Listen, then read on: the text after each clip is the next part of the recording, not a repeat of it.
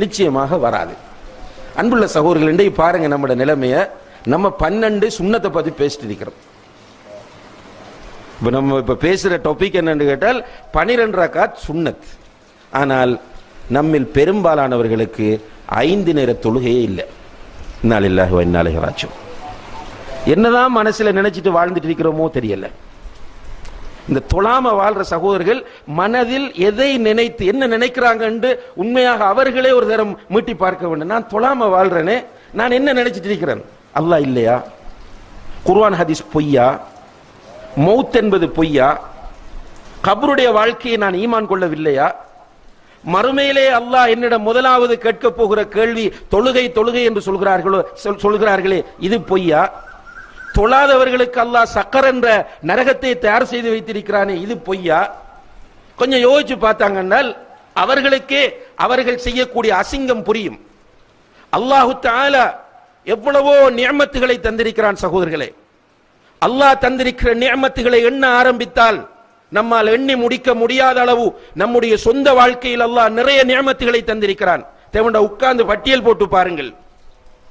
உங்களோட 2 கண்ணும் கெட்டு போகும்போது கண்ணின் பெருமதி உங்களுக்கு புரியும். உங்களுடைய 2 கிட்னிகளும் பழுதாகும் போது அல்லாஹ் தந்திருக்கிற கிட்னியின் பெருமதி உங்களுக்கு புரியும். ஏதாவது ஒரு இடத்தில் எலும்பிலோ சதையிலோ எங்காவது ஒரு இடத்திலே கேன்சர் என்று ஒரு நோய் உண்டாகும் போது அந்த ஆரோக்கியமான நிஅமத்தின் பெருமதி நமக்கு புரியும். அல்லாஹு தஆலா தந்திருக்கிற நிஅமத்துகளை எல்லாம் அனுபவித்துக் கொண்டு ஒரு நண்பன் உங்களிடத்தில் சில உதவிகளை வாங்குகிறான்.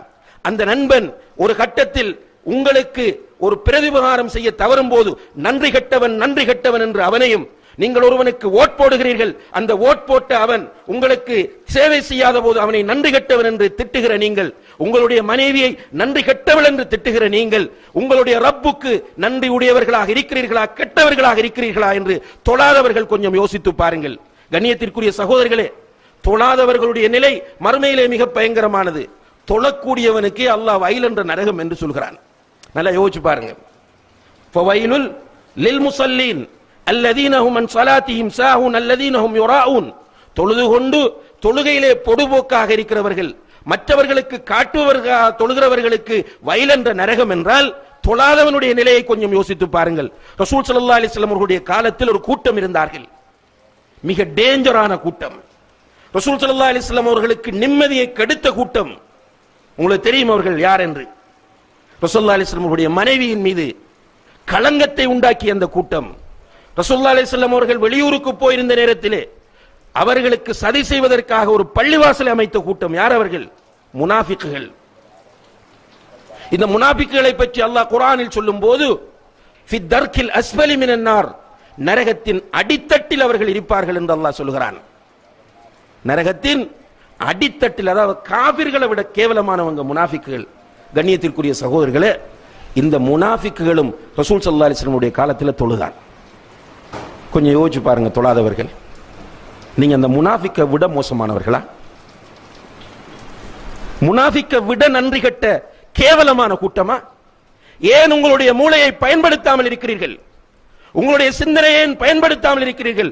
நீங்க ஹுத்பா முடிந்து போகும்போது ரோட் கிராஸ் பண்ற நேரத்தில் ஒரு வாகனம் வந்து அடித்தால் ஹலாஸ், உங்களுடைய வாழ்க்கை முடிந்து விடுகிறது. அன்புள்ள சகோதரர்களே, உங்களோடு கோபத்தில் பேசவில்லை. இந்த ஹுத்பாவின் பெருமதியை நீங்கள் மௌத்தாகும் போது உணர்வீர்கள், நீங்கள் கபரில் வைத்து உணர்வீர்கள். மஹ்ஷரிலே உங்களுக்கு முன்னால் அல்லாஹ் வந்து உங்களோடு நேரடியாக பேசும்போது இந்த ஹுத்பாவின் பெருமதியை உணர்வீர்கள். இன்று முடிவெடுங்கள், இந்த பள்ளியில் வைத்து முடிவெடுங்கள், அல்லாஹ்வின் மீது சத்தியம் செய்து முடிவெடுங்கள். இதற்கு பிறகு என்னுடைய வாழ்க்கையில் ஒரு வக்து தொழுகையும் நான் விடமாட்டேன் என்ற முடிவை எடுங்கள். ஒரு மனிதனை ரசூலுல்லாஹி அலைஹி வஸல்லம் அவர்கள் எப்படி தொழுகைக்கு வழிகாட்டுகிறார்கள் என்றால், நின்று கொண்டு தொழு, அதற்கு முடியாவிட்டால் இருந்து கொண்டு தொழு. அந்த அளவுக்கும் உன்னுடைய உடலில் ஆரோக்கியம் இல்லையா, படுத்துக் கொண்டு தொழு. அதற்கு முன்னால் முடியாவிட்டால் கண்களால் சைக்கினை செய்தாவது தொழு. தொழுகை விட முடியாது சகோதரர்களே. ஊரில் இருந்தாலும் தொழ வேண்டும், பயணத்தில் இருந்தாலும் தொழ வேண்டும். நீங்கள் வாகனத்தில் போனாலும் தொழ வேண்டும், விமானத்தில் போனாலும் தொழ வேண்டும். நீங்கள் சமாதான சூழ்நிலையில் இருந்தாலும் தொழ வேண்டும். யுத்த களத்தில் ஆயுதம் ஏந்தி போராடுகிற போராளிகளாக ஃபயரிங் நடந்து கொண்டிருக்கிற சூழ்நிலையாக இருந்தாலும் நீங்கள் தொழ வேண்டும் என்கிற அளவுக்கு இஸ்லாம் தொழுகையினுடைய முக்கியத்துவத்தை நமக்கு சொல்லி இருக்கிறது என்றால் ஏன் நமக்கு புரியவில்லை? இந்த சகோதரர்கள் ஒன்றை புரிந்து கொள்ளுங்கள், தொழாதவனுக்கு இஸ்லாத்தில் எந்த பங்கும் கிடையாது. நீ இஸ்லாம் பேசுறதுக்கு உனக்கு எந்த ரைட்டும் கிடையாது, பேசாதே, நீ நரகவாதி. ரசூல் ஸல்லல்லாஹு அலைஹி வஸல்லம் அவர்கள் சொன்னார்கள், அல் அஹ்துல்லதி பைனனா வ பைனஹும் அஸ்ஸலா, நமக்கும் அவர்களுக்கும் இடையில் உள்ள வித்தியாசம் தொழுகையாகும். தொழாத நீ இந்த உம்மத்தில் நீ ஏன் கவலைப்பட வேண்டும்? முஸ்லிம்களை பற்றி உனக்கு என்ன அக்கறை? முஸ்லிம்கள் பார்த்துக் கொள்வார்கள் அவர்களை. தொழாதவனுக்கு இஸ்லாத்தில் எந்த பங்கும் இல்லை என்று உமர் இப்னுல் கத்தாப் ரலியல்லாஹு அன்ஹு அவர்கள் சொன்ன கட்டத்தை கொஞ்சம் யோசித்து பாருங்கள். சாதாரணமான ஒரு கட்டம் அல்ல. உமர் ரலியல்லாஹு அன்ஹு அவர்கள் ஹிஜ்ரி 23வது ஆண்டு அவர்கள் கலீஃபாவாக இருக்கும் போது இமாமத் செய்வதற்காக சுபஹுடைய நேரத்திலே முன்னால் செல்கிறார்கள். சஃப்புகளை ஒழுங்குபடுத்தி விட்டு தக்பீர் கட்டும் போது பின்னால் இருந்த ஒருவன் சரமாரியாக அவர்களுடைய முதுகிலே ஒரு கூரிய ஆயுதத்தினால் குத்துகிறான். 6-7 தடவைகள் முதுகிலே குத்து விழுந்து விட்டது. உமர் ரலியல்லாஹு அன்ஹு அவர்கள் கீழே விழப்போகிறார்கள். இமாம் தக்பீர் கட்டி நின்ற இமாம் கீழே விழப்போகிறார்கள். பின்னால் இருந்த அப்துர் ரஹ்மான் இப்னு அவுஃப் ரலியல்லாஹு அன்ஹு கையை பிடித்து முன்னால் இழுத்து விட்டார்கள் இமாமத் செய்யுமாறு. மக்கள் அவர்களை தூக்கி கொண்டு செல்கிறார்கள். வீட்டில் வைத்து அவசர சிகிச்சை நடக்கிறது. அவசர சிகிச்சை நடந்து கொண்டிருக்கும் போது மயக்கம், அவங்க யாதில்லை. உமர் ரலியல்லாஹு அன்ஹு அவர்கள் கண் விழித்து பார்க்கிறார்கள். நிறைய சஹாபாக்கள் சூழ்ந்து கொண்டிருக்கிறார்கள். அந்த நேரத்திலே முதலாவது கண்ணை திறந்தவுடனே அமீருல் முஃமினீன், ஹலீஃபா, ஜனாதிபதி ஃபர்ஸ்டா கண்ணை திறக்கிறார் மயக்கத்திலிருந்து. என்ன பேசணும், அவருக்கு என்ன சொல்லணும்? இப்னு அப்பாஸ் ரலியல்லாஹு அன்ஹுமா பக்கத்தில் இருந்து அவரை பார்த்து சொன்னார்கள், அமீருல் முஃமினீனே, நீங்கள் இன்னும் சுபஹு தொழவில்லை என்றார். அல்லாஹ் அக்பர். உமர் ரலியல்லாஹு அன்ஹு அவர்கள் நான் இருக்கிற நிலை என்ன என்று டென்ஷன் ஆகல. அவங்க கேட்டாங்க, மக்கள் தொழுதுட்டாங்களான்னு கேட்டாங்க. கேட்டுட்டு தயமும் செய்து உடம்பிலிருந்து இரத்தம் ஓடக்கூடிய நிலையில் சுபஹு தொழுகையை நிறைவேற்றி விட்டு சொன்னார்கள், லா ஹவ்வ ஃபில் இஸ்லாமி லிமன் தரக்கஸ் ஸலா, தொழுகையை விட்டவனுக்கு இஸ்லாத்தில் எந்த பங்கும் கிடையாது என்றார்கள். எனவே கண்ணியத்திற்குரிய சகோதரர்களே, உங்களை அல்லாஹ்வுக்காக நேசிக்கிறோம். நீங்கள் யார் என்று நமக்கு தெரியாது. மூமின்கள் என்கிற வகையில் ஜும்மா தொழ வந்திருக்கிறீர்கள். உங்களில் பெரும்பாலானவர்களுக்கும் நம்மை தெரியாது. நாம் கலிமாவின் அடிப்படையில் ஒன்றுபட்டவர்கள். உங்களை அல்லாஹ்வுக்காக நேசிக்கிறோம். அந்த நேசத்தின் வெளிப்பாட்டால் சொல்லுகிறோம், இன்றிலிருந்து நீங்கள் தொழுங்கள்.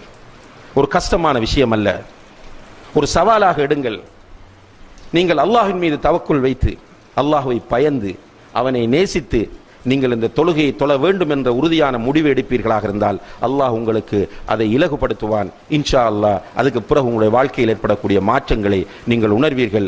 எல்லாம் வல்ல அல்லாஹு தஆலா தொழுகையை நிலைநாட்டி ருக்கு செய்யக்கூடியவர்களோடு ருக்கு செய்து மறுமையிலே அல்லாஹுக்கு சுஜூத் செய்யக்கூடிய பாக்கியத்தை நாம் எல்லோரும் பெறுவதற்கு அவன் தௌஃபீக் செய்வானாக. வ ஆஹிரு தஅவானா அனில் ஹம்துலில்லாஹி ரப்பில் ஆலமீன்.